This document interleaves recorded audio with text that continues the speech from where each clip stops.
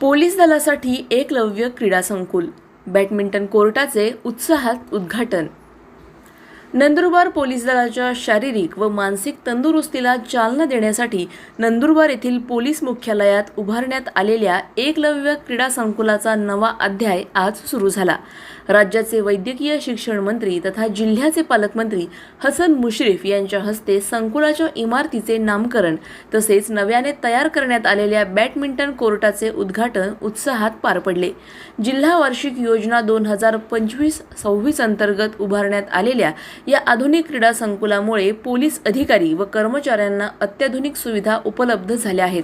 कार्यक्रमास आमदार चंद्रकांत रघुवंशी, राजेश पाडवी, शिरीष नाईक, जिल्हाधिकारी डॉक्टर मिताली सेठी, पोलीस अधीक्षक श्रवण दत्त यांच्यासह विविध विभागांचे अधिकारी उपस्थित होते।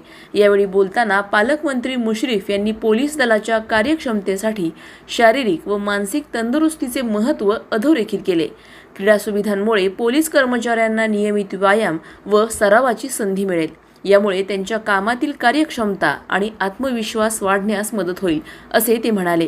नवीन बॅडमिंटन कोर्टामुळे पोलीस दलात क्रीडा संस्कृतीला चालना मिळणार असून शिस्त, संघभावना आणि आरोग्यदायी जीवनशैली रुजवण्यास हातभार लागणार आहे।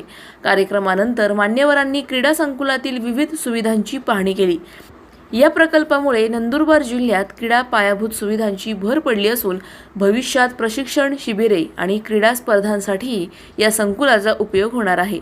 शासनाच्या क्रीडा विकासाच्या प्रयत्नांना बळकटी देणारे हे संकुल एक महत्त्वाचे पाऊल मानले जात आहे। सलाउद्दीन लोहार, नंदुरबार, न्यूज 24।